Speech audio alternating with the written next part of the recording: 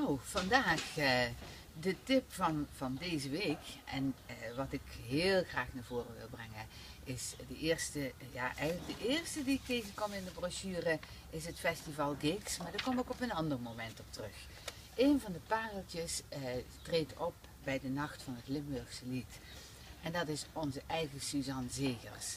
Het mooie is dat zij liedjes van Toon Hermans, ook een Limburger, dus helemaal passend in het programma, naar voren gaat brengen.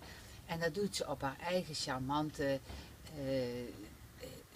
ja, intieme, aansprekende manier, innemende persoonlijkheid, met een top talentvolle zangstem, maar ook qua presentatie. Ik heb ze vorig jaar mogen zien en ja, alleen maar genoten van het allereerste minuutje tot het laatste snikje, om maar zo te zeggen.